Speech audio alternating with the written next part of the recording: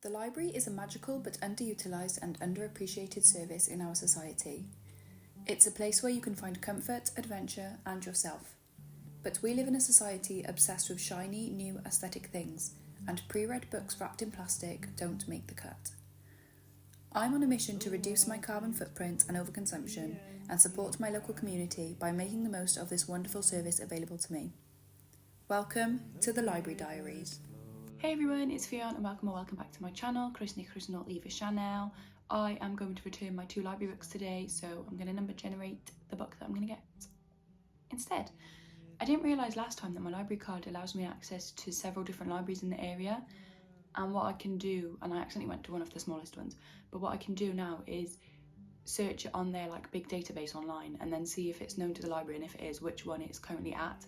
So that's what I'm going to do now. I have a big list on my notes of what I call my 2 access TBR of 336 books that I've been recommended or seen or heard of that I thought I might like to read, that I've been making this list since 2020 when I first started reading. So I'm going to number generate one now and see how it goes. 1 2 3 3 6 326.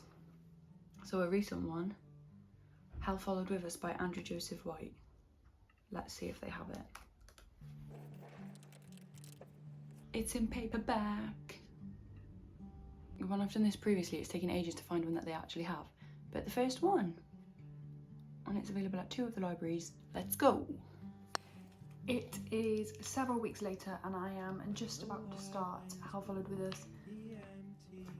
And I'm going into it blind, as in I haven't read the back. I don't know where I saw this recommended, but I think it was a YouTube video. I'm sure someone spoke about it, and that's what made me put it on my list, but I can't remember who it was. But I've just read the author's note. It's not author's note, but letter from the author. And it's got me so excited, so I'm just going to read that to you. If you set a fire, you're going to inhale some smoke. I'm all for setting fires and burning whatever will catch flame, but I encourage you to be careful when you pour the kerosene. This book contains depictions of graphic violence, transphobia, domestic and religious abuse, self-injury and attempted suicide. Hell Followed With Us is a book about survival. It is a book about queer kids at the end of the world trying to live long enough to grow up. It is a book about the terrible things that people do in the name of belief and privilege. So if any of the topics above will burn you, I respect your decision to step away. Actually, I admire you. I've never been so careful. But if you've stepped even closer, close enough that you can feel the heat on your cheeks.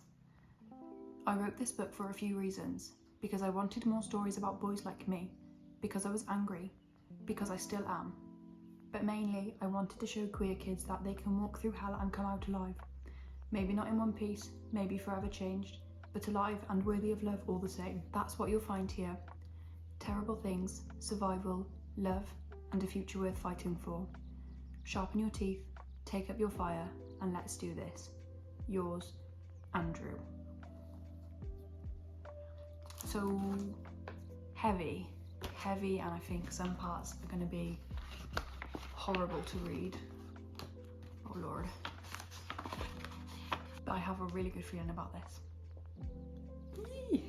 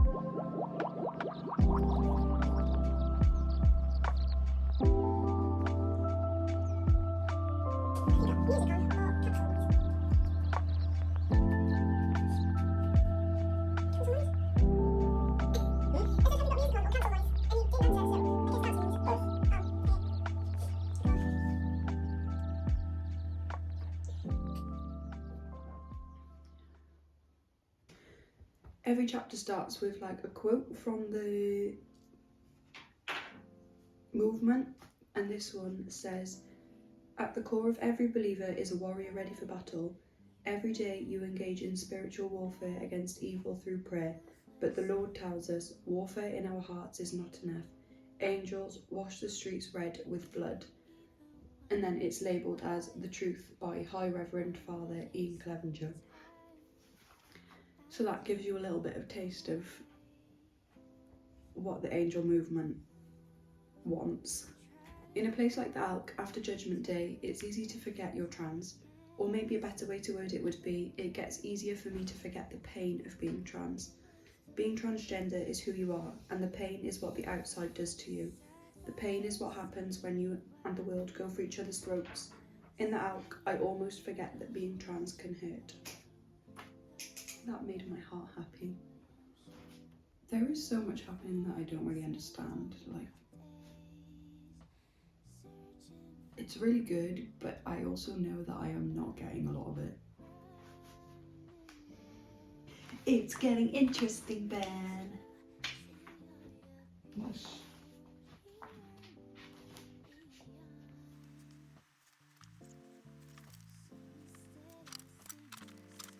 I'm pretty much exactly halfway through. I was like, I'll read the next chapter and then stop and do an update, and then I got to the end of the chapter and it ended on such a good line. I was like, oh my god, I don't want to stop now. But I have stopped.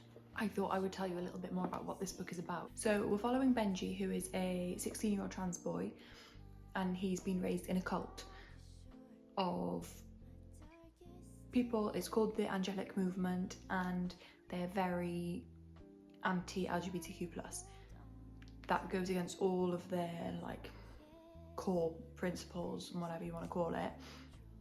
And so interesting because it uses real Bible quotes, but the author has obviously like handpicked the ones that are the most offensive and hurtful towards LGBTQ+ individuals and groups, and has used them in that way. So that's really clever.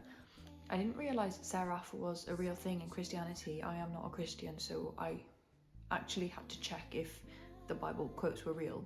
But yeah, every chapter starts with one of those. And what the movement do is they inject young people, or just people, I'm not super sure, with what they call the bioweapon. Well, that's what it's called on the blurb, sorry. With a bioweapon, they call it the Flood, and it basically makes your body destroy itself from the outside in and kind of leaves you, it turns you into what they call a grace, and the graces have no kind of line of communication except that with God. At least that's the way I've understood it, or with the ultimate grace, the Seraph, which I didn't know was a real thing in Christianity, like I said.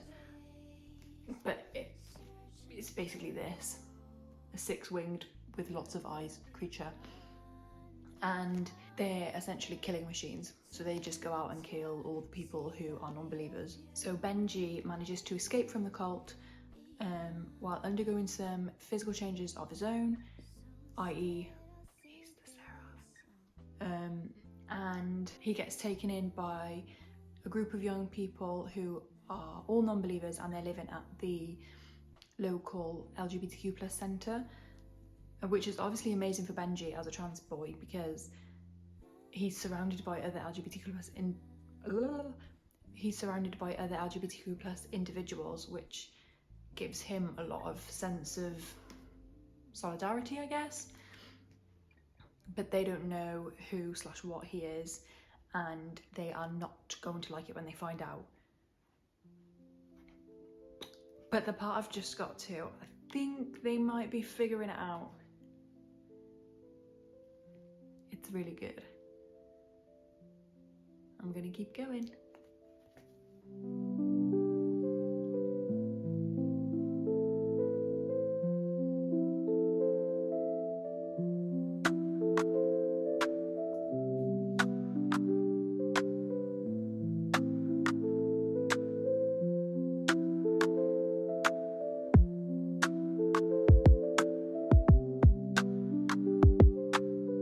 Yes, Benji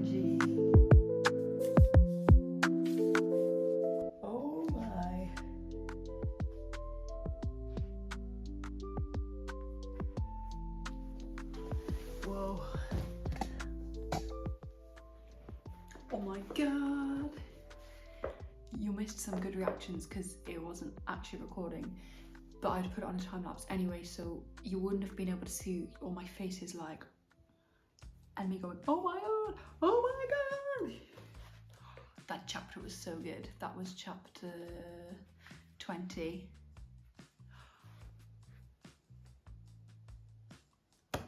Whoa. This book is so good. Also, it's set in the future. But it doesn't say when, it's just a couple of times it said like something happened in 2025, which this book was published in 2023. And then it said something about, oh, was it 2035? But it definitely said something more recently about 2031. Just a side note. I guess that's kind of the way dystopian books are, isn't it? Because it's like, this is what the world could become.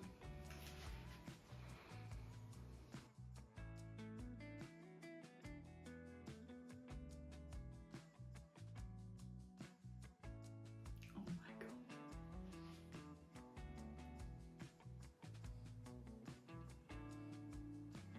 What does ham radio mean? Is it a radio made out of ham?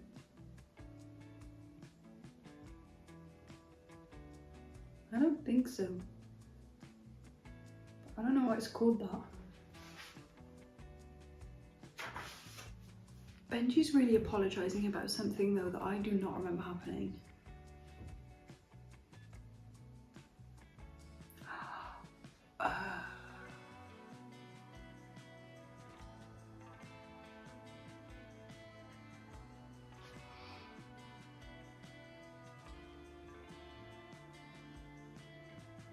Yeah.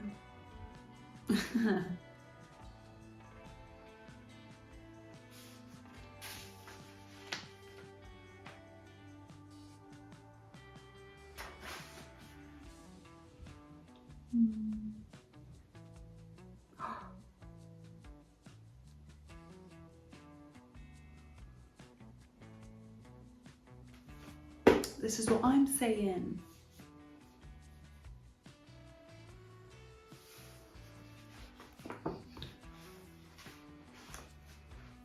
Shouldn't be excited about that, but I kind of saw it coming. Even though it makes things way worse for our main character. Yes, Benji. Nicholas.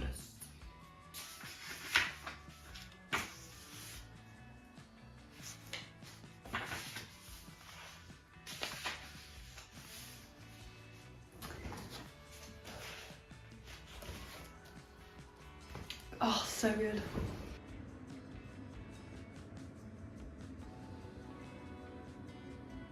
I really want to finish this book today, but I have to do some other stuff first. It's already 5:30 and I will have like an hour and a half to read to finish it, but man, I want to finish it tonight. I almost managed to convince myself to just read anyway, but I am actually going to do a little bit of uni work. I don't think I have a lot to do before I finish this bit, and then I'll do some reading.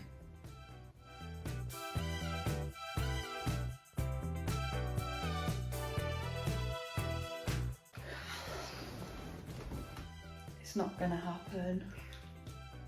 Ugh. I got all my jobs done, but they took longer than I thought not a lot of reading has happened, and I'm on page 333 I've read out of 398, so I've still got another 65 to go. I'm not staying up for another hour. It's just not happening. It's like 9:30 now. Unfortunately, it's not going to happen, but I'm really confused by what just happened in the last chapter. So I'm going to keep reading for a little bit and see. I'm feeling really tired now though. I'm looking forward to sleeping. But I finished all my other jobs even if I didn't finish my book, so still a pretty successful evening, I'd say.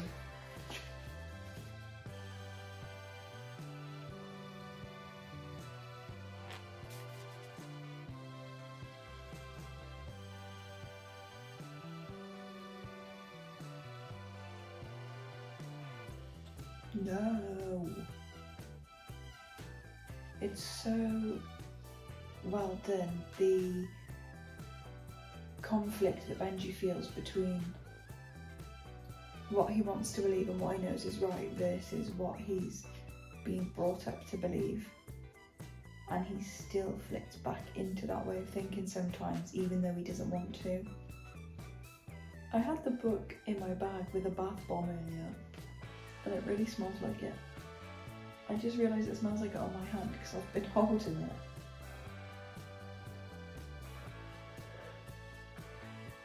Ugh, I think I might have to stop there.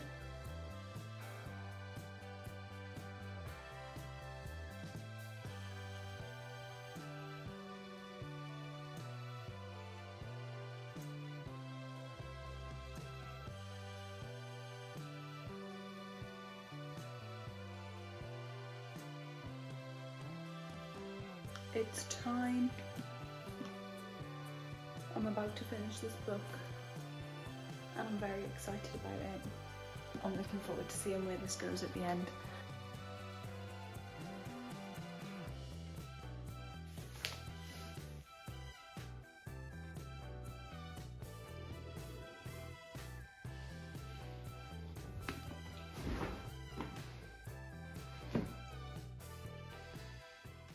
So I finished the book, and I did actually finish it last night. I fell asleep with like 8 pages left, and then I woke up again and I powered through those last few pages. But to be honest, not a lot happened in the last few pages. It was kind of wrapping everything up in a bow. He's got another book, but I don't know if it's a sequel, because I kind of feel like it could have ended there. Oh no, I think it's totally different. This was a really great book, and I think it was a really great discussion and look into what the world could become if attitudes towards LGBTQ plus individuals and groups, I don't want to say continue to become worse, because I do think they're getting better, but if they don't improve faster, and if they took a different turn and started to get much worse again, I don't think it's that far off the truth that something like this could happen, especially the fact that they've used a bioweapon, so they've infected people with this virus that they've made in a lab. I am absolutely no expert on medicine, but I don't think that's hugely way off a possibility. So they've used this weapon to infect young people who then basically are killing machines, and you don't find out until later in the book that it's because they believe there is significant overpopulation on Earth, which is fine, but they've decided the way to deal with that is to slaughter people, and the people they choose to slaughter are the non-believers in this religion, which is somewhat similar to Christianity, but I think taken very, very extreme. I think the ideas are taken from Christianity, but I'm not going to say it's Christianity because that would be quite hurtful towards practicing Christians of today, I think. Yeah, and our main character, like I said before, is 16-year-old trans boy Benji. So he's really living the full experience of what it means to live in a world that hates trans people and queer people. Oh man, it's really good. It's really good. There's a lot of action. There is a bit of gore. Yeah, I really liked it. There were a lot of characters, and I think maybe sometimes I felt like there were too many. Like the side characters were all kind of just blurred for me. But I don't know. People always talk about like if they can visualize books and characters or not, and I always thought I could, because I just assumed that I could. But when I think about it, like I don't know if I can, because when I'm reading a book, I do not picture the characters unless I've seen the film or TV adaptation and I know what the actors look like. If I'm just reading, like they're not in my mind, they're just kind of blurred figures that are there. So I don't know, maybe that would have helped with all the side characters. But for me, like I said, they were all just kind of there, and I didn't have a super great idea of who was who. if they weren't big parts of the story. Yeah, so Benji's been infected with this virus like lots of other young people, except Benji is extra special because he's the Seraph and he has the power basically over the Graces, who are the other people who've been infected, who are the killing machines. So he can talk to them and like control them and tell them what to do basically. He decides that he wants to use that power for good and turn against the angelic movement, the cult. So we're following him on that journey after he's escaped from the cult in the first place. And it's just, oh, I'm just saying the same things, but it is really great. One thing that I found really interesting is that the vast majority of the story is told through Benji's perspective. So it'll say, can I find one? Benjamin, like that, and then the next, that's in his perspective, the next few chapters, however many until it has the next name. All of the characters who have their own chapters have a name that can be lengthened. So Benji's Benji to us, but at the start of his chapters it always says Benjamin, which I think is a fun feature, and I don't want to tell you who the other characters' perspectives that we see are, but I thought that was a really fun little, just an extra thing that the author's thrown in. Like they've thought about it and they've put their own little quirks onto it to make it really fun, and I really liked that. And another thing is that when it's Benji's perspective, it's all told in first person, but when it's any other character's perspective, it's still their perspective, but it's in third person, which I just thought was another nice little, little touch they've added. Like they've obviously really thought about it. That's something that he's really thought about and put his own stamp on it, I guess, because I've never seen another book do that. Yeah, I really liked this. I would pick up his next book after I've looked up what it's about, but there's a sneak peek of it in the back of this one, so maybe I'll read the first couple of chapters and see what I think. The first line though is, "At least the doctors had the decency to kill me before they opened me up," which is a good opener, I think. The next bit, "At least they killed me quick. It's funny when you die from bleeding out because it doesn't feel like dying. You just get tired and tired and tired and then you're gone."